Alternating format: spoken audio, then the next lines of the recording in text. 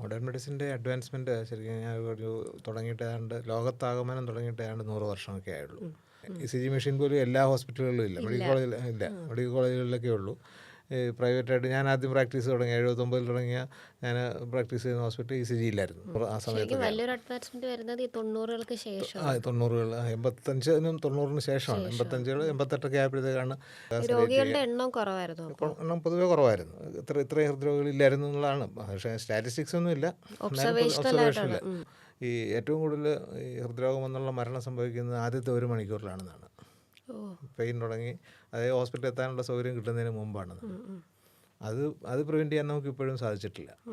അതായത് രോഗത്തിനെ കുറിച്ച് പഠിക്കുമ്പോൾ ആദ്യത്തെ ഒരു പാഠം അതാണ്. ഞാനിപ്പോഴും എൻ്റെ ജൂനിയേഴ്സിനോടൊക്കെ പറയാറുള്ളതാണ്. നമുക്ക് കൈകാര്യം ചെയ്യാൻ പറ്റുമോ എന്ന് ആദ്യം ആലോചിച്ച് നോക്കുക. പറ്റുന്നില്ല എന്നുണ്ടെങ്കിൽ അതിന് സൗകര്യമുള്ള ഹോസ്പിറ്റലിലേക്ക് എത്രയും പെട്ടെന്ന് റെഫർ ചെയ്യുക എന്നുള്ളതാണ്. ഒരിക്കലും ഒരു സംശയമുള്ളൊരു കാര്യം വെച്ചുകൊണ്ടിരുന്ന് ഡിലേ ആക്കി പേഷ്യൻ്റെ ലൈഫിന് ഒരു പ്രശ്നം ഉണ്ടാക്കുന്ന സാഹചര്യത്തിൽ ഉണ്ടാകരുത്.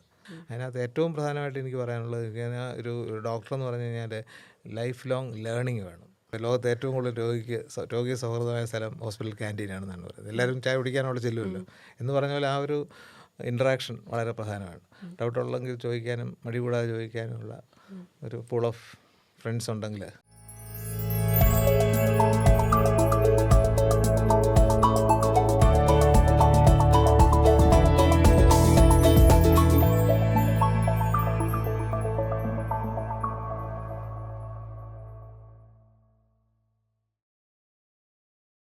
സാറിൻ്റെ ഒരു പ്രാക്ടീഷണറായിട്ടുള്ള ലൈഫ് തുടങ്ങിയിട്ട് ഏതാണ്ട് 50 കൊല്ലത്തോളം ആയി എന്നാണ് ഞാൻ മനസ്സിലാക്കുന്നത്. അപ്പോൾ മൂന്ന് തലമുറകൾ സാർ എന്തായാലും ട്രീറ്റ് ചെയ്തിട്ടുണ്ടാവും. അപ്പോൾ സാറ് തുടങ്ങിയ ആ സമയത്ത് ഇപ്പോൾ ആയൂരിലാണ് ആദ്യമായിട്ട് വർക്ക് ചെയ്തത്. 1500 രൂപ ശമ്പളം എന്ന് വലിയ ശമ്പളം എന്നുള്ളത് എനിക്ക് ഭയങ്കര അത്ഭുതമാണ്. നമുക്ക് ഒരു ദിവസം എറണാകുളത്ത് ചിലവഴിക്കാൻ ചിലപ്പോൾ ആ പൈസ തികയത്തില്ല. അപ്പോൾ അന്ന് നമുക്ക് എക്യുപ്മെൻറ്റ്സ് ഡയഗ്നോസിസിന് നമ്മളെ സഹായിക്കുന്ന എക്യുപ്മെൻറ്റ്സ് ലാബ് എക്യുപ്മെൻറ്റ്സിൻ്റെയൊക്കെ ഒരു അഭാവം ഭയങ്കരമായിട്ടുണ്ടായിരുന്നല്ലോ. ഇപ്പോൾ അങ്ങനെയല്ല, എല്ലാ ജംഗ്ഷനിലും ഒരു ലാബ് ഉണ്ട്. എല്ലാവർക്കും ഇപ്പോൾ ബ്ലഡ് ചെക്ക് ചെയ്യാനൊക്കെ ഉള്ള സൗകര്യങ്ങളും കുറച്ചുകൂടി ഈസി ആയിട്ടുണ്ട് കാര്യങ്ങൾ. അപ്പോൾ അന്നത്തെ നിന്ന് ഇങ്ങോട്ടേക്ക് നോക്കുമ്പോൾ സാറിന് ഏതെങ്കിലും ഡയഗ്നോസിസ് എളുപ്പമാക്കാനോ അല്ലെങ്കിൽ കുറച്ചുകൂടി നന്നായിട്ട് അന്ന് ട്രീറ്റ് ചെയ്യാമായിരുന്നു എന്നൊക്കെ ഇപ്പോൾ ഇരിക്കുമ്പോൾ തോന്നുമായിരിക്കുമല്ലോ. അപ്പോൾ ഈ എക്യുപ്മെൻറ്റ്സിൻ്റെ ഒരു അഡ്വാൻസ്മെൻറ്റ് സാർ എങ്ങനെ നോക്കുകയാണ്? അത് എങ്ങനെയാണ് അത് ചേഞ്ച് ഉണ്ടാക്കിയിരിക്കുന്നത് കേരളത്തിൻ്റെ മെഡിക്കൽ ഹിസ്റ്ററിയിൽ? മോഡേൺ മെഡിസിൻ്റെ അഡ്വാൻസ്മെൻറ്റ് ശരിക്കും ഞാൻ തുടങ്ങിയിട്ട് ഏതാണ്ട് ലോകത്താകമാനം തുടങ്ങിയിട്ട് ഏതാണ്ട് 100 വർഷമൊക്കെ ആയുള്ളൂ. അതിനു മുമ്പ് വളരെ ഇപ്പോൾ നമ്മൾ പറഞ്ഞു കഴിഞ്ഞാൽ വളരെ പ്രാകൃതമായ രീതിയിലുള്ള ചികിത്സാ സംവിധാനങ്ങൾ ഉണ്ടായിരുന്നുള്ളൂ, മറ്റ് സിസ്റ്റം ഓഫ് മെഡിസിൻ പോലെ. 2ാം ലോകമഹായുദ്ധത്തിന് ശേഷമാണ് ശരിക്കും കഴിഞ്ഞാൽ ലോകത്താകമാനം തന്നെ മോഡേൺ മെഡിസിൻ ചികിത്സയിൽ ഒരുപാട് ഡെവലപ്മെൻറ്റ്സ് ആയത്. അത് പക്ഷേ പിന്നീടുള്ള ഡെവലപ്മെൻറ്റ് വളരെ ഫാസ്റ്റായിരുന്നു. പ്രത്യേകിച്ചും കഴിഞ്ഞൊരു 60-70 വർഷമായിട്ട് വളരെ ഫാസ്റ്റായിരുന്നു. പക്ഷേ ഞാനൊക്കെ പ്രാക്ടീസ് തുടങ്ങിയ സമയത്ത് 1970-കളുടെ അവസാനം ആണ് ഞാനൊക്കെ പ്രാക്ടീസ് തുടങ്ങുന്നത്. 55 വർഷങ്ങൾക്ക് മുമ്പ്. അപ്പോൾ ആ സമയത്തൊക്കെ ശരിക്കും പറഞ്ഞാൽ ഈ രോഗനിർണയത്തിനായാലും ചികിത്സാ രീതികളിലുമൊക്കെ ഇപ്പോൾ നമ്മൾ ആലോചിച്ച് കഴിഞ്ഞാൽ വളരെ കുറച്ച് സൗകര്യങ്ങളേ ഉള്ളൂ എന്ന് തോന്നും. പക്ഷേ അന്ന് നമുക്ക് അങ്ങനെ ഫീൽ ചെയ്തിട്ടില്ല. അന്ന് ആ സൗകര്യങ്ങൾ തന്നെ കൊണ്ട് തന്നെ നമുക്ക് ധാരാളമാണ് നമ്മൾ ചികിത്സാ നിർണയം നടത്തുകയും ഫലപ്രദമായ ചികിത്സ ചെയ്യുകയും ചെയ്തുകൊണ്ടിരുന്നു എന്നായിരുന്നു അന്ന്. അത് ധാരാളം പഠിക്കുകയും അത് പ്രത്യേകിച്ചും ക്ലിനിക്കൽ മെഡിസിൻ, അതായത് നമ്മൾ രോഗിയെ പരിശോധിച്ച് രോഗനിർണയം വരുത്തുക, കൈകൊണ്ട് പരിശോധിച്ച് സ്റ്റെത്ത് വെച്ച് പരിശോധിച്ച് അത് ഹിസ്റ്ററി എടുത്ത് രോഗവിവരത്തെക്കുറിച്ചുള്ള ഡീറ്റെയിൽഡായിട്ടുള്ള ഹിസ്റ്ററി എടുക്കുക. ശരിക്കും ഞാൻ ഒരു കാര്യമായ രോഗമായിട്ട് വരുന്ന രോഗിക്ക് ഒരു അരമണിക്കൂറൊക്കെ വരും ഹിസ്റ്ററി എടുക്കാൻ തന്നെ. എൻ്റെ ചരിത്രം, എങ്ങനെയാണ് ആ രോഗം തുടങ്ങിയതെന്നുള്ള നല്ല വിശദമായ ഹിസ്റ്ററി, അതിൻ്റെ ബാക്ക്ഗ്രൗണ്ട്, നേരത്തെ ഉള്ള എൻ്റെ പാസ്റ്റ് ഹിസ്റ്ററി, അങ്ങനെയുള്ളൊരു ഹിസ്റ്ററി എടുത്തിട്ടാണ് രോഗത്തിൻ്റെ ആദ്യത്തെ ഒരു ഡയഗ്നോസിൻ്റെ തുടക്കത്തിലായിട്ട് എത്തുന്നത്. അതിനുശേഷം അതിനാവശ്യമായ ഇൻവെസ്റ്റിഗേഷൻസ്, അല്ലാതെ ബ്ലൈൻഡായിട്ട് എല്ലാ ഇൻവെസ്റ്റിഗേഷൻ ചെയ്യുക എന്നുള്ള രീതി അന്നില്ലായിരുന്നു. കാരണം ഇൻവെസ്റ്റിഗേഷൻസ് വളരെ പരിമിതമായിട്ട് ചെയ്യാൻ സൗകര്യമുള്ളൂ, ലാബുകളുള്ളൂ, എല്ലാ ഇൻവെസ്റ്റിഗേഷൻ ചെയ്യാനുള്ള സൗകര്യങ്ങളും ഇല്ല. അപ്പോൾ അങ്ങനെയുള്ളപ്പം ആവശ്യമുള്ള ഇൻവെസ്റ്റിഗേഷൻസ് മാത്രം നമ്മൾ ഉദ്ദേശിക്കുന്ന ഹിസ്റ്ററിയിൽ നിന്ന് കിട്ടുന്ന അല്ലെങ്കിൽ ആദ്യം വിശദമായിട്ട് രോഗിയെ പരിശോധിക്കുക, തൊട്ടും ഉള്ള പരിശോധനകൾ, സ്റ്റെത്ത് വെച്ചുള്ള പരിശോധനയിൽ നിന്ന് രോഗത്തിൻ്റെ കുറിച്ചൊരു ധാരണയായി കഴിഞ്ഞാൽ അതാണോ അല്ലയോ എന്ന് അറിയാനുള്ള രീതിയിലുള്ള ഇൻവെസ്റ്റിഗേഷൻസാണ് ചെയ്യുന്നത്. അത് ഒന്നുകിൽ ചില രോഗങ്ങളല്ല എന്ന് തീരുമാനിക്കാൻ ചില ടെസ്റ്റുകൾ ചെയ്തറിയാം, ആണെന്ന് തീരുമാനിക്കാനുള്ള ടെസ്റ്റുകൾ അങ്ങനെയാണ് ചെയ്യുന്നത്. അങ്ങനെ ഡയഗ്നോസ് ചെയ്യുന്നൊരു കാലമായിരുന്നു. ഉദാഹരണത്തിന് ഇപ്പോൾ കാർഡിയോളജി, ഹൃദ്രോഗമാണെന്നല്ലോ ഇപ്പോഴും ഏറ്റവും കൂടുതൽ ചികിത്സ രോഗം വരുന്നൊരു മരണത്തിലേക്ക് നയിക്കുന്ന പ്രധാനപ്പെട്ട രോഗങ്ങളിലൊന്ന് ഹൃദ്രോഗമാണ്. അപ്പോൾ അന്നൊക്കെ ഈ ഹൃദ്രോഗം നിർണ്ണയിക്കാനായിട്ട് ശരിക്കും വളരെ കുറച്ച് സൗകര്യങ്ങളേ ഉണ്ടായിരുന്നുള്ളൂ.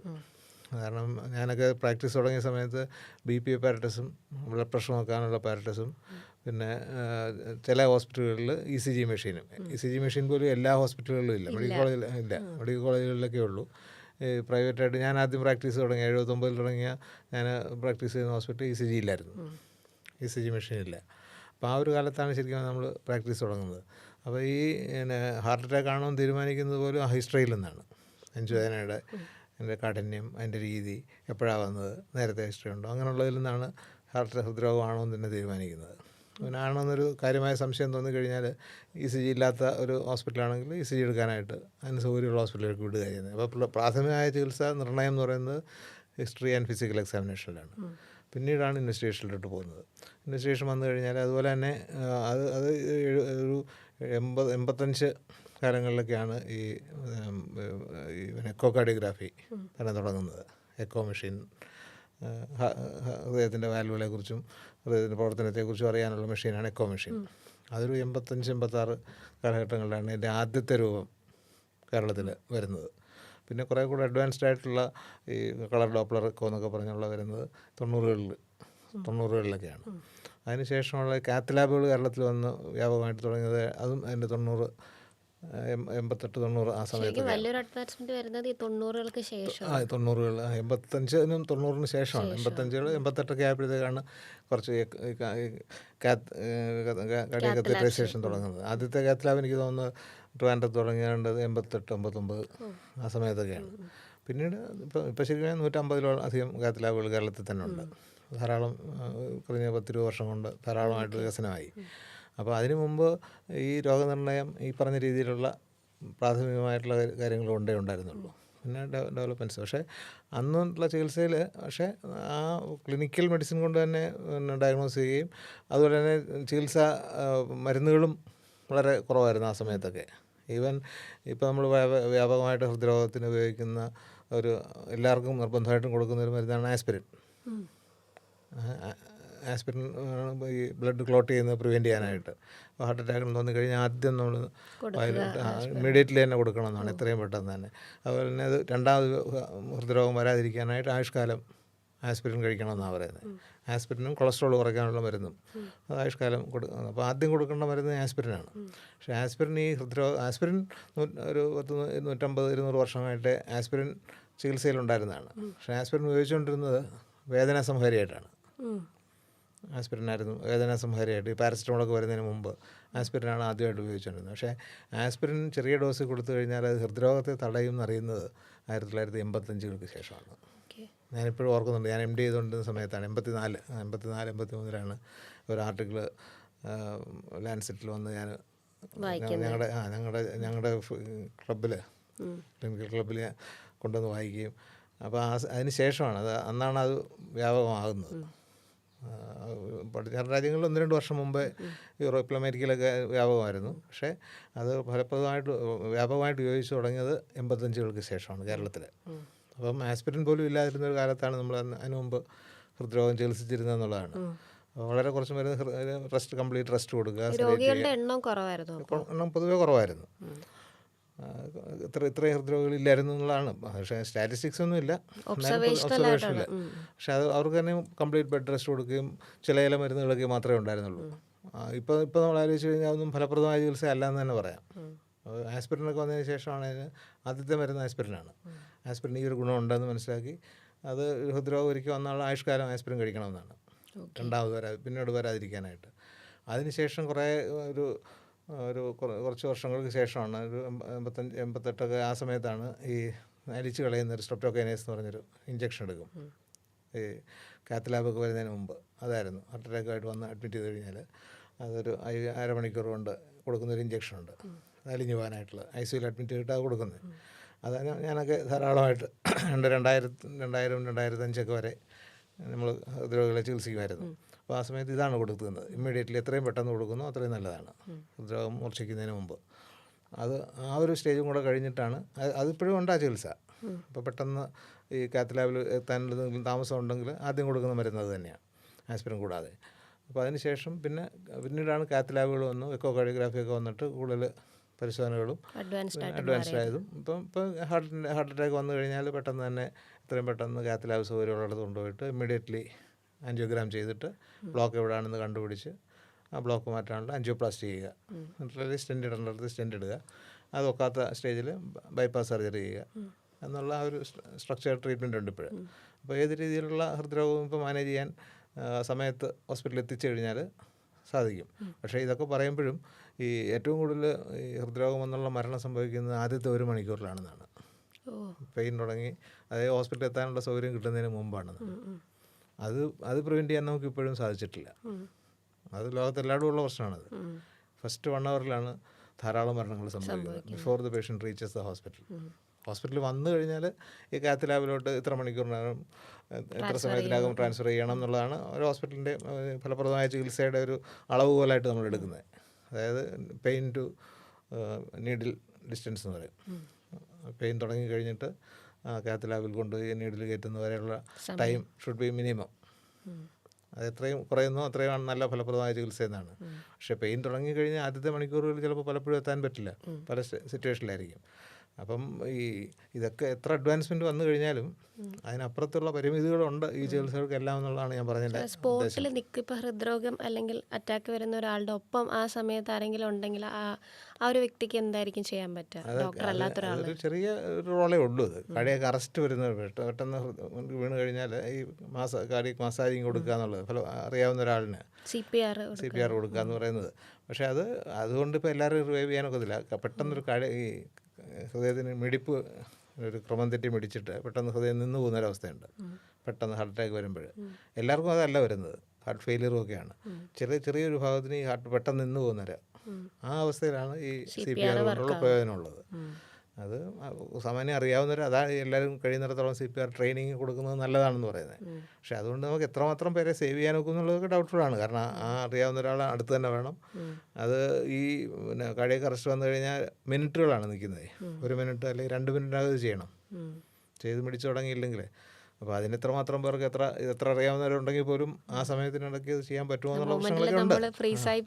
അതെ, അതിനൊക്കെ പ്രശ്നങ്ങളുണ്ട്. എന്നാലും അത് പഠിച്ചിരിക്കുന്നത് നല്ലതാണ്. ചിലരേക്കിൽ സേവ് ചെയ്യാൻ പറ്റും. പക്ഷേ അത് ലൈഫ് സേവിങ് ആണത്, ചെയ്യാൻ പറ്റിയാലേ, ഹോസ്പിറ്റലിൽ എത്തുന്നതിന് മുമ്പ് ചെയ്യാൻ പറ്റുന്നത്. അപ്പോൾ ഈ ഒരു എവല്യൂഷൻ ഈ ട്രീറ്റ്മെൻറ്റിൽ വന്നിട്ടുണ്ട്. ഡയഗ്നോസിൻ്റെ കാര്യത്തിലായാലും ഇപ്പോൾ നമുക്ക് ബ്ലഡ് ഈ ഹാർട്ട് അറ്റാക്ക് ഒരു ഡൗട്ട്ഫുൾ ECG എടുത്തു കഴിഞ്ഞാൽ പെട്ടെന്ന് തന്നെ നമുക്ക് ഹൃദ്രോഗമാണെന്ന് കണ്ടുപിടിക്കാനുള്ള സൗകര്യമുണ്ട്. എന്നിട്ടും എന്നാലും ചില ഡൗട്ട്സുകൾ വരും ECGയിൽ ഡെഫിനറ്റ് ആയിട്ടുള്ള ഫൈൻഡിങ്സ് അല്ലാതെ. ECG ഇൻ്റർപ്രറ്റ് ചെയ്യാനായിട്ട് നമുക്ക് അറിയാവുന്നൊരു വിദഗ്ധന്മാരെ അടുത്ത് പോകേണ്ടി വരും. മിക്കവാറും എല്ലാവർക്കും ബേസിക് ആയിട്ടുള്ള അറിയായിരിക്കും, പക്ഷേ ചില സംശയകരമായിട്ടുള്ള ചില സാഹചര്യങ്ങളാണ്. അപ്പോൾ ചില ബ്ലഡ് ടെസ്റ്റുകൾ ചെയ്ത് കഴിഞ്ഞാൽ കൺഫേം ചെയ്യാനുള്ള ബ്ലഡ് ടെസ്റ്റുകൾ ഇപ്പോൾ ഉണ്ട്, ഹാർട്ട് അറ്റാക്ക് ആണോ അല്ലാതുള്ള വേദനയാണോ അറിയാനുള്ളത്. അതും കഴിഞ്ഞായിരിക്കും കാത്ത് ലാബ് ഇത് ചെയ്യുന്നത്. കത്തി ട്രേസ് ചെയ്ത് കഴിഞ്ഞാൽ അത് വ്യക്തമായിട്ട് അറിയാം ബ്ലോക്കുകൾ എവിടെയൊക്കെയാണെന്ന് കണ്ടുപിടിച്ച് എത്ര ബ്ലോക്ക് ഉണ്ടെന്നും അത് മാറ്റാനൊക്കെയുള്ള സൗകര്യങ്ങളിപ്പോൾ ഉണ്ട്. അതിനുശേഷം കൂടുതൽ ഹോസ്പിറ്റൽ സ്റ്റേ ചെയ്യാതെ പേഷ്യൻറ്റിനെ വീട്ടിൽ പോവുകയും ചെയ്യാം. റെസ്റ്റ് പോലും കുറച്ച് ഈ സ്റ്റെൻറ്റൊക്കെ ചെയ്ത് കഴിഞ്ഞാൽ അത് നീണ്ട റെസ്റ്റുകളൊന്നും വേണ്ടി വരത്തുമില്ല. അപ്പം അങ്ങനെ ഒരുപാട് അഡ്വാൻസ്ഡ് ആണ്. പക്ഷേ അതിന് ഞാൻ നേരത്തെ പറഞ്ഞ പോലുള്ള ചില പരിമിതികളുണ്ട് ഇപ്പോഴും. മരണത്തെ നമുക്ക് പൂർണ്ണമായിട്ട് തടയാനൊന്നും പറ്റില്ല, ആ ലിമിറ്റേഷൻ ഉണ്ട് ഇപ്പോഴും. അപ്പോൾ ആ ഒരു എവല്യൂഷൻ അതാണ് ഹൃദ്രോഗത്തിൻ്റെ ഒരു ഉദാഹരണമായിട്ട് ഞാൻ പറഞ്ഞെന്നുള്ളതേ ഉള്ളൂ. എല്ലാ കാര്യങ്ങൾക്കും ഉണ്ട് അങ്ങനെ പല രോഗങ്ങളും. അതുകൊണ്ട് തന്നെ നമുക്ക് ഫലപ്രദമായ ചികിത്സ കൊണ്ട് ഒഴിവാക്കാനും പറ്റിയിട്ടുണ്ട്. ഇപ്പോൾ ടൈഫോയിഡൊക്കെ നമ്മൾ കാണാറേയില്ല. ഇപ്പോൾ പനിയൊക്കെ വന്നു കഴിഞ്ഞാൽ ടൈഫോയിഡിൻ്റെ ചികിത്സ ആദ്യം സ്റ്റാർട്ട് ചെയ്ത് കഴിഞ്ഞ് കഴിഞ്ഞാൽ വളരെ ഫലപ്രദമാണ്, ലൈഫ് സേവിങ് ആണ്. അങ്ങനെ മാറിയിട്ടുണ്ട്. അങ്ങനെ സാർ, ഈ ഡയഗ്നോസിസ് തെറ്റിപ്പോകുമെന്ന് എനിക്ക് ചോദിക്കാൻ പറ്റുമെന്ന് എനിക്കറിയില്ല. ചിലപ്പോൾ ഒരു യങ് ഡോക്ടറായിട്ടുള്ള ഒരാൾക്ക് ഡിസിഷൻ എടുക്കാൻ പറ്റാതെ വരുന്ന ചില ക്രിട്ടിക്കൽ കണ്ടീഷൻസ് ഒക്കെ ഉണ്ടാവുമല്ലോ. ഒരു കരിയറിൻ്റെ തുടക്കത്തിൽ നമ്മൾ എത്ര പഠിച്ച് പാസ്സായി എന്ന് പറഞ്ഞാലും ലൈഫ് വരുന്നത് വേറെ രീതിയിലായിരിക്കുമല്ലോ. ആൾക്കാരുടെ ജീവൻ വെച്ചിട്ടുള്ളൊരു പ്രൊഫഷനല്ലേ. അപ്പോൾ ഒരു യങ് ഡോക്ടർ ഇപ്പോൾ ഒരു ഡയഗ്നോസിസ് തെറ്റിപ്പോവുകയോ അല്ലെങ്കിൽ അതിൽ ഡയഗ്നോസിസ് റെഡി ആവാതെ വരികയോ ഒക്കെ ചെയ്ത് ഒരു ക്രിട്ടിക്കൽ കണ്ടീഷനിലേക്ക് പോകുമ്പോൾ, ക്രൈസിസ് ആകുമ്പോഴത്തേക്കും എന്തായിരിക്കും അയാൾ അടുത്ത സ്റ്റെപ്പായിട്ട് എടുക്കേണ്ടത്? എന്തായിരിക്കും അല്ല, ശരിക്കും പറഞ്ഞാൽ ഈ ഇപ്പോൾ മോഡേൺ മെഡിസിൻ്റെ ഒരു ഫീൽഡ് അല്ലെങ്കിൽ ചികിത്സാ രംഗത്ത് എന്ന് പറഞ്ഞു കഴിഞ്ഞാൽ വലിയൊരു സമുദ്രം പോലെയാണ്, വളരെ വാസ്റ്റാണ്. ഇപ്പോൾ സ്പെഷ്യലൈസേഷനൊക്കെ വന്നിട്ട് എല്ലാത്തിനെക്കുറിച്ചും അറിയാവുന്നവർ വളരെ കുറവാണ്. ഇപ്പോൾ ഞങ്ങളൊക്കെ ജനറൽ മെഡിസിൻകാർ ഞങ്ങൾ പറയും മാക്സിമം രോഗത്തെക്കുറിച്ച് അറിയുന്നത് ജനറൽ മെഡിസിൻ പ്രാക്ടീസ് ചെയ്യുന്നവരായിരിക്കും. ഏറ്റവും കൂടുതൽ വൈവിധ്യമുള്ള രോഗികളെ കാണുന്നത് അവരായിരിക്കും, ജനറൽ മെഡിസിൻ പ്രാക്ടീസ് ചെയ്യുന്നവരാണ്. പക്ഷേ അത് കഴിഞ്ഞിട്ടാണ് കാർഡിയോളജി സൂപ്പർ സ്പെഷ്യലൈസ് ചെയ്ത് കഴിഞ്ഞാൽ പിന്നെ അവരതേ കാണുന്നുണ്ടാവുള്ളൂ. അപ്പോൾ അങ്ങനൊരു വളരെ വളരെ വിശാലമായ, അപ്പോൾ ഓരോന്നിനകത്തും ഓരോ രോഗങ്ങൾക്കും ഒരു പൂർണ്ണമായിട്ടുള്ള ഡയഗ്നോസിൻ്റെ കാര്യങ്ങൾ മനസ്സിലാക്കാനും അതിൻ്റെ ചികിത്സ നിർണ്ണയിക്കാനും ഒക്കെ ഒരു ഡോക്ടർക്ക് എളുപ്പമല്ല. ഏതെങ്കിലും സ്പെഷ്യലൈസ് ചെയ്ത ആ ഒരു രംഗത്ത് തന്നെ മാക്സിമമാണ്. ഇപ്പോൾ സൂപ്പർ സ്പെഷ്യലൈസേഷൻ കഴിഞ്ഞിട്ട് അതിന് സൂപ്പർ സ്പെഷ്യലൈസേഷനൊക്കെ ആയിട്ടുണ്ട്. ഇപ്പം പിന്നെ എല്ലാ രോഗങ്ങൾക്കും അങ്ങനെ ആയിട്ടുണ്ട്. പക്ഷേ അപ്പോൾ അവർക്ക് ആ ഒരു ഭാഗത്ത് അങ്ങനെ അതാ പറഞ്ഞത്. അപ്പോൾ അവർ അതിനെക്കുറിച്ച് മാക്സിമം അറിയാവുന്ന ന്യൂറോളജി തന്നെ പല രീതിയിൽ അങ്ങനെയുള്ള ഓരോന്നിനും. ഇപ്പോൾ ബ്രെയിനിൻ്റെ തന്നെയാണെങ്കിൽ ബ്രെയിനിൻ്റെ ഓരോ ഭാഗത്തിനും സ്പെഷ്യലിസ്റ്റ് ആയിട്ട് പോസ്റ്റർ ഫോസ എന്ന് പറഞ്ഞാൽ ബാക്കിലെ രോഗങ്ങൾക്ക്, ഫ്രോണ്ടൽ ലോബിലുള്ള രോഗങ്ങൾക്ക് ഓരോന്നിനും വിദഗ്ധന്മാരുണ്ട് ഇപ്പോൾ. അപ്പോൾ അങ്ങനെയുള്ള ഓരോന്നിനെക്കുറിച്ചും വളരെ വിദഗ്ധമായിട്ട് പഠിക്കുന്ന രീതിയിലോട്ട് ഡെവലപ്പ് ചെയ്തിട്ടുണ്ട്. അപ്പം ഈ പ്രാഥമികമായിട്ട് നേരത്തെ പറഞ്ഞ പോലെ, പക്ഷേ ഈ രോഗവുമായിട്ട് വരുന്നത് ഏത് ഡോക്ടറെ അടുത്തും വരാം. MBBS കഴിഞ്ഞ ഒരു ഡോക്ടറെ അടുത്തായിരിക്കും ചിലപ്പോൾ ആദ്യം വരുന്നത്. പക്ഷേ അപ്പം അദ്ദേഹത്തിന് കണ്ടുപിടിക്കാൻ വളരെ പരിമിതികളുണ്ട്, പ്രത്യേകിച്ച് ഇപ്പോഴത്തെ കാലത്ത്. കാരണം ഈ ഡയഗ്നോസ്റ്റിക് ഫെസിലിറ്റിയൊക്കെ ഉള്ളിടത്ത് കണ്ടുപിടിക്കേണ്ട കാര്യങ്ങളാണ്. അപ്പം നമ്മളെ കൊണ്ട് ചികിത്സിക്കാൻ ഒക്കത്തില്ല. എന്തെങ്കിലും ഡൗട്ടുണ്ട്, ഹിസ്റ്ററി ഒക്കെ എടുത്തു കഴിയുമ്പോൾ എന്തെങ്കിലും സംശയമുണ്ട്, ഇത് ഇങ്ങനെ കൂടുതൽ ഗൗരവമുള്ള രോഗമാണെന്ന് പറഞ്ഞു കഴിഞ്ഞാൽ താമസിക്കാതെ റെഫർ ചെയ്യുക എന്നുള്ളതാണ് പ്രാഥമികമായിട്ട് ചെയ്യേണ്ടത്. അതായത് രോഗത്തിനെക്കുറിച്ച് പഠിക്കുമ്പോൾ ആദ്യത്തെ ഒരു പാഠം അതാണ്. ഞാനിപ്പോഴും എൻ്റെ ജൂനിയേഴ്സിനോടൊക്കെ പറയാറുള്ളതാണ്. നമുക്ക് കൈകാര്യം ചെയ്യാൻ പറ്റുമോ എന്ന് ആദ്യം ആലോചിച്ച് നോക്കുക. പറ്റുന്നില്ല എന്നുണ്ടെങ്കിൽ അതിന് സൗകര്യമുള്ള ഹോസ്പിറ്റലിലേക്ക് എത്രയും പെട്ടെന്ന് റെഫർ ചെയ്യുക എന്നുള്ളതാണ്. ഒരിക്കലും ഒരു സംശയമുള്ളൊരു കാര്യം വെച്ചുകൊണ്ടിരുന്ന് ഡിലേ ആക്കി പേഷ്യൻ്റെ ലൈഫിനൊരു പ്രശ്നം ഉണ്ടാക്കുന്ന സാഹചര്യം ഉണ്ടാകരുത്. അതാണ് ഞാൻ എപ്പോഴും എൻ്റെ ജൂനിയേഴ്സിനോടും ഒക്കെ പറയാറുള്ളത്. കാരണം അതൊരു പ്രധാനപ്പെട്ട കാര്യമാണ്. കാരണം കണ്ടുപിടിക്കാനുള്ള സൗകര്യങ്ങളിപ്പോൾ ഉണ്ട്, കണ്ടുപിടിക്കാനുള്ള സൗകര്യമുള്ള ഹോസ്പിറ്റലുകളുണ്ട്. അപ്പോൾ ആ ഒരു ഡിലേ വരുത്തുന്നത് അതൊരു കുറ്റകരമാണ്. ആ ഒരു ഫെസിലിറ്റി അവൈൽ ചെയ്യാനായിട്ട് പേഷ്യനോട് പറയാതിരിക്കുന്നത് ശരിയല്ല. പക്ഷേ അതോടൊപ്പം തന്നെ എന്നിട്ട് പേഷ്യൻ്റെ ആ ഒരു കണ്ടീഷനൂടെ അസസ് ചെയ്യണം. ഇപ്പോൾ ട്രാൻസ്ഫർ ചെയ്യാൻ ഒക്കാത്തൊരു സ്റ്റേജിലാണെങ്കിൽ അതൊന്ന് മാറ്റിയിട്ട് അവരുമായിട്ട് സംസാരിച്ചിട്ട് ഒന്ന് സ്റ്റേബിളായിട്ട് അങ്ങനെ റെഫർ ചെയ്യാവൂ. സിക്കായിട്ട് വന്ന് ബ്ലീഡ് ചെയ്തുകൊണ്ടിരിക്കുന്ന ഒരു പേഷ്യൻ്റാണ്, എവിടെയെങ്കിലും മുറിഞ്ഞ് ഒരു ആക്സിഡൻറ്റ് വന്ന് മുറിഞ്ഞ് ബ്ലീഡ് ചെയ്തുകൊണ്ടിരിക്കുകയാണെങ്കിൽ പ്രാഥമികമായ ചികിത്സ കൊടുത്തിട്ടേ വിടാൻ പാടുള്ളൂ. കൈയൊഴിഞ്ഞ് വിടുന്നത് ശരിയല്ല. നമ്മളെ കൊണ്ട് ഒക്കാത്തതാണെങ്കിൽ വിടണം, പക്ഷേ സ്റ്റേബിളായിട്ടേ വിടാവൂ എന്ന് പറഞ്ഞാൽ എല്ലാ രോഗങ്ങൾക്കും അങ്ങനെ ഉണ്ട്. പെട്ടെന്ന് എന്തെങ്കിലും ചെയ്യേണ്ടതുണ്ടെങ്കിൽ അത് ചെയ്ത് കഴിഞ്ഞിട്ട് നമ്മുടെ പിടിയിൽ നിൽക്കുന്നില്ല എന്നുണ്ടെങ്കിൽ എത്രയും പെട്ടെന്ന് അതിനുള്ള വിദഗ്ധന്മാരുടെ അടുത്ത് വിടുക എന്നുള്ളതാണ് ചെയ്യേണ്ട ഒരു പ്രധാന കാര്യം. ഞാനത് ഞങ്ങളുടെ പ്രാക്ടീസിലൊക്കെ മാക്സിമം അത് ചെയ്തിട്ടുണ്ട്. അതുകൊണ്ട് നമുക്ക് വലുതായിട്ട് റിഗ്രറ്റ് ചെയ്യേണ്ടി വരത്തില്ല. ഡയഗ്നോസിന് താമസിച്ചു പോയി എന്നുള്ള ഒരു പ്രശ്നം വരാതെ നോക്കാൻ പറ്റും. സാർ, ഇത്രയും തലമുറകൾ കണ്ടു വന്നല്ലോ. അപ്പോൾ പുതിയതായിട്ട് ഈ പ്രൊഫഷനിലേക്ക് വരുന്ന ഒരാൾക്ക് ഇപ്പം സാറ് പഠിച്ചു വന്നതോ പ്രാക്ടീസ് ചെയ്തതോ ആയിട്ടുള്ള ഒരു സമയത്തിലേക്കല്ല അവർ ഇൻട്രൊഡ്യൂസ്ഡ് ആകുന്നത്. എത്തിക്കൽ വാല്യൂസിന് വ്യത്യാസം ഉണ്ടാവും, പഠിക്കുന്ന സിലബസിന് വ്യത്യാസം ഉണ്ടാവും, എല്ലാം അഡ്വാൻസ്ഡ് ആയിട്ടുള്ള ഒരു ലോകത്ത് അവർ ജീവിക്കുന്നത്. അപ്പോൾ ഒരു യങ് ഡോക്ടറിനോട് സാറിന് കൊടുക്കാനുള്ള ഒരു ബേസിക് ലെവൽ അഡ്വൈസ് എന്തായിരിക്കും ഫ്രം യുവർ പ്രാക്ടീസിങ് എക്സ്പീരിയൻസ്? ഒരു വളരെ പ്രസക്തമായ ചോദ്യമാണ്. ഇപ്പോൾ എന്നെപ്പോലുള്ളവർക്ക് പറഞ്ഞു കൊടുക്കേണ്ട ഒരു കാര്യം അതാണ്. അതിനകത്ത് ഏറ്റവും പ്രധാനമായിട്ട് എനിക്ക് പറയാനുള്ളത്, ഒരു ഡോക്ടർ എന്ന് പറഞ്ഞു കഴിഞ്ഞാൽ ലൈഫ് ലോങ് ലേണിംഗ് വേണം. ആയുഷ്കാലം എന്നും ഇപ്പോൾ ഒരു 90 വയസ്സായുള്ള ഡോക്ടറാണെങ്കിൽ തന്നെയും പ്രാക്ടീസ് ചെയ്യാൻ ഒരു പേഷ്യൻ്റെങ്കിലും കാണുന്നുണ്ടെങ്കിൽ യു ഹാവ് ടു റീഡ്. പുതിയ കാര്യങ്ങൾ മനസ്സിലാക്കിക്കൊണ്ടേയിരിക്കണം. കാരണം അതുപോലെ വാസ്റ്റായിട്ട് മാറിക്കൊണ്ടിരിക്കുകയാണ് വൈദ്യശാസ്ത്രവും രോഗത്തിൻ്റെ രീതികളും ചികിത്സകളും ഒക്കെ തന്നെ. അപ്പോൾ അത് ലേറ്റസ്റ്റ് ആയിട്ടുള്ള അറിയണമെന്നുണ്ടെങ്കിൽ യു ഹാവ് ടു ആയുഷ്കാലം വായിക്കണം. പുതിയ കാര്യങ്ങളെക്കുറിച്ച് അറിഞ്ഞുകൊണ്ടേയിരിക്കണം. അറിവിൻ്റെ കോൺഫറൻസുകൾ അറ്റൻഡ് ചെയ്യുക, മാക്സിമം കോൺഫറൻസുകളിൽ. ഈ പരിചയമുള്ള ഒരാളിൽ നിന്ന് നേരിട്ട് കേൾക്കുന്നതും പുസ്തകം വായിക്കുന്നതും തമ്മിൽ വ്യത്യാസമുണ്ട്. നേരിട്ട് കാണുന്നതായിരിക്കും എപ്പോഴും സംശയങ്ങൾ ചോദിക്കുക. ഏതെങ്കിലും ഡൗട്ടുള്ളൊരു പേഷ്യൻറ്റിനെ വേറെ വിടുകയാണെങ്കിൽ അത് ഫോളോ അപ്പ് ചെയ്തിട്ട് അതിൻ്റെ ഫൈനൽ ഡയഗ്നോസ് എന്താണെന്ന് കണ്ടുപിടിക്കുക, നമുക്കറിയാൻ വയ്യാത്ത കാര്യങ്ങൾ. അപ്പോൾ ഒരു ലൈഫ് ലോങ് ലേണിംഗ് ആണ് ഏറ്റവും പ്രധാനപ്പെട്ട കാര്യം. കാരണം എനിക്ക് ഉദാഹരണത്തിന് പറഞ്ഞു കഴിഞ്ഞാൽ, ഞാനൊക്കെ MD ചെയ്യുന്ന സമയത്ത് ഈ ഡയബറ്റിസ് എന്ന് പറയുന്ന ഒരു ഷോർട്ട് നോട്ടായിരുന്നു അന്ന്. ഓ ഒരു റിലവൻ്റ് വലിയൊരു പ്രാധാന്യമുള്ള രോഗമേ അസുഖമല്ല. അല്ലായിരുന്നു. വലിയൊരു പ്രാധാന്യമുള്ള രോഗമല്ലായിരുന്നു. ഞങ്ങൾ തിയറി പരീക്ഷയ്ക്ക് വേറെ തിയറി ക്വസ്റ്റ്യൻസ് വരുമ്പോൾ തിയറി മെയിൻ ക്വസ്റ്റ്യൻസൊക്കെ വേറെയാണ്. അതിനകത്തൊരു മാക്സിമം വന്നു കഴിഞ്ഞാൽ ഡയബറ്റീസിൻ്റെ ഏതെങ്കിലും ഒരു ഭാഗത്തേക്ക് ഒരു ഷോർട്ട് നോട്ട് അതാണ് വരുന്നത്. അന്ന് ഡയബറ്റീസിന് ചികിത്സിക്കാനായിട്ട് 2 തരത്തിലുള്ള ഗുളികയും ഒരു തരത്തിലുള്ള ഇൻസുലിനും മാത്രമേ ഉള്ളായിരുന്നു. വലിയ കൺഫ്യൂഷനൊന്നുമില്ല. മെറ്റ്ഫോമിനും ഗ്ലൈബൻഗ്ലാമൈഡ് എന്നും പറഞ്ഞ് 2 ഗുളികകളുമുണ്ട്. പിന്നെ ഇൻസുലിൻ ഒരു തരത്തിലുള്ള ഇൻസുലിനുണ്ട്. അത് മാത്രമേ ഉള്ളൂ. അപ്പോൾ ഞാനപ്പോൾ MD കഴിഞ്ഞ് പാസ്സായി ഇറങ്ങിയ സമയത്ത് എനിക്കറിയാവുന്ന നോളജ് അത്രേ ഉള്ളൂ ഡയബറ്റീസിനെ കുറിച്ച്. പക്ഷേ അതിനുശേഷം ഞാൻ ഒന്നും പ്രത്യേകിച്ച് ഒരു കോഴ്സിനൊന്നും പോയിട്ടില്ല. ബാക്കിയെല്ലാം ഞാൻ പഠിച്ചതാണ്. അപ്പോൾ ആ രീതിയിലുള്ളൊരു കണ്ടിന്യൂസ് ആയിട്ടുള്ളൊരു ലേണിംഗ് പ്രോസസ്സ് ലൈഫ് ലോങ് വേണം ഒരു ഡോക്ടർക്ക്. അങ്ങനെയാണെങ്കിൽ തീർച്ചയായിട്ടും വരും. പിന്നെ ഓഫ് കോഴ്സ് ഈ ഒരു ബിസിനസ്സായിട്ട് കാണേണ്ടതെന്ന് ഞാൻ പറയത്തില്ല. പക്ഷേ ഒരു എമ്പതി വേണം പേഷ്യൻറ്റിനോട്. സിമ്പതി അല്ല, ഒരു ലൈഫ് ലോങ് ലേണിംഗ് പ്രോസസ്സ് ആവശ്യമുള്ള കാര്യമാണ്. ഞാൻ നേരത്തെ പറഞ്ഞ പോലെ ഈ ഡയബറ്റീസിൻ്റെ ചികിത്സയിൽ തന്നെ 2 ഗുളികകളും ഒരു ഇൻസുലിൻ ഉണ്ടായിരുന്നൊരു കാലത്തു നിന്നാണ് ഇപ്പോൾ എത്രയോ മരുന്നുകൾ. അതിന് ശേഷമുള്ള അറിവുകൾ സമ്പാദിച്ചെങ്കിൽ മാത്രമേ ഈ ട്രീറ്റ്മെൻറ്റിനകത്തും അതിൻ്റെ ആ വൈദ്യശാസ്ത്രത്തിൽ നിലനിൽക്കാൻ പറ്റുള്ളൂ. അപ്പോൾ ഒരു ലൈഫ് ലോങ് ലേണിംഗ് പ്രോസസ്സായിട്ട് കൊണ്ട് നടക്കണം. അതാണ് യങ്സ്റ്റേഴ്സിനോടുള്ള പ്രധാനമായിട്ട്. രണ്ടാമത്തെ കാര്യമാണ് ഒരു എമ്പതി വേണമെന്ന് പറയുന്നത്. പേഷ്യൻറ്റിനോടൊരു നമ്മുടെ ഒരു റിലേറ്റീവിന് ഒരു രോഗം വന്നു കഴിഞ്ഞാൽ എങ്ങനെ കൈകാര്യം ചെയ്യും എന്നുള്ളതൊന്ന് ചിന്തിക്കണം. ഞാൻ ചില പേഷ്യൻസിനോട് ഞാൻ പറയാറുണ്ട്.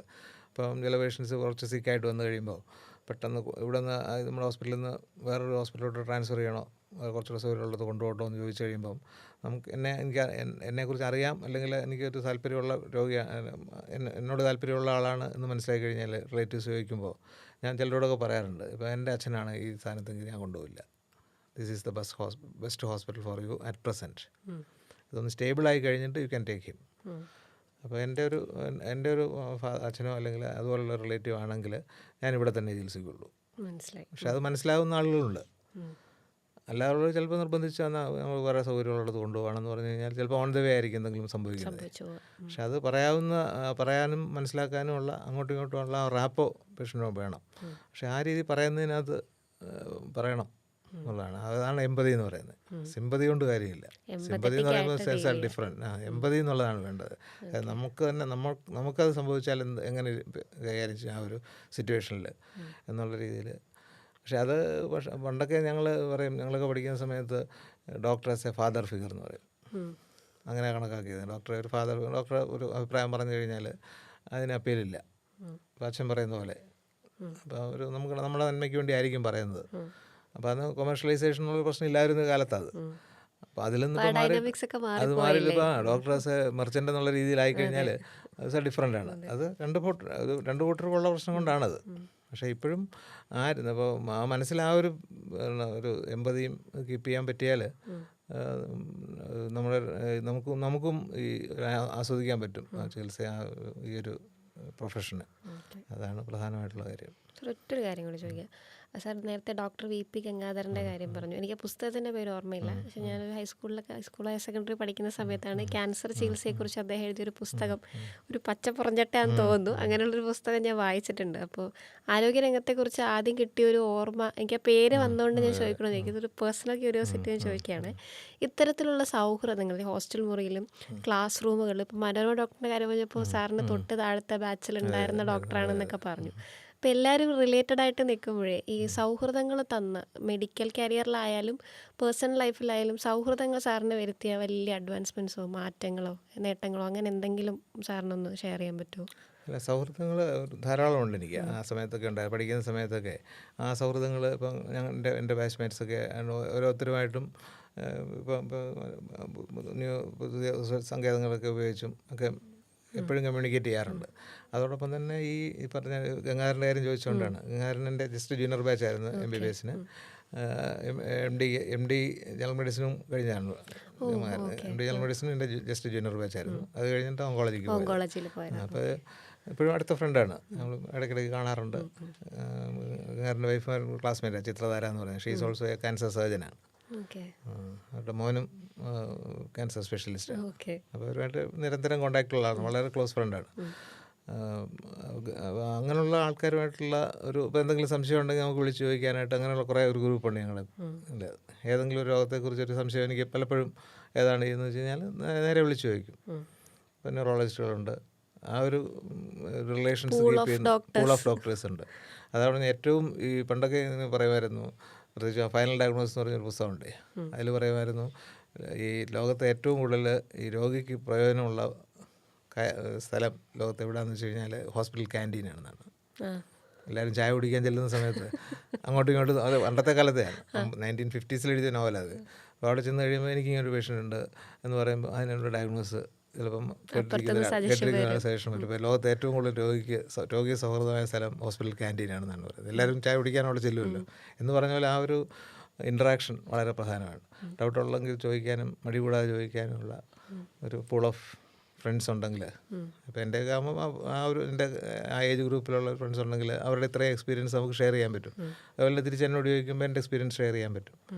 അതൊരു വളരെ പ്രധാനപ്പെട്ട കാര്യമാണ്, ആ കമ്മ്യൂണിക്കേഷൻ. ഈഗോ ഇല്ലാതെ നമുക്കും ഫ്രാങ്കായിട്ട് ചോദിക്കാനും നമുക്കറിയാൻ പറ്റും. ഞാനത് കേട്ടിട്ടില്ല എന്ന് പറയാനും, ചില മരുന്നിനെക്കുറിച്ച് പറയുമ്പോൾ അത് ഞാൻ കേട്ടിട്ടില്ല എന്ന് പറയാനുള്ളൊരു സ്വാതന്ത്ര്യമുള്ളവർ വേണം. അപ്പോൾ പലപ്പോഴും പക്ഷേ വേറൊരു ഗ്രൂപ്പിൽ ചെന്ന് കഴിഞ്ഞാൽ അങ്ങനെ പറയാൻ പറ്റില്ല. പലപ്പോഴും അറിയില്ലെങ്കിലും അറിവുണ്ടെന്ന് ഭാവിക്കേണ്ടി വരും. പക്ഷേ ഇങ്ങനെയുള്ളൊരു ഗ്രൂപ്പിലാണെങ്കിൽ ആ പ്രശ്നമില്ല. അപ്പോൾ അങ്ങനെയുള്ളൊരു സൗഹൃദങ്ങൾ ഈ ഡോക്ടർ പേഷ്യൻ്റിൽ നമ്മുടെ ട്രീറ്റ്മെൻറ്റിലൊക്കെ ഒരുപാട് ഹെൽപ്പ് ചെയ്യും.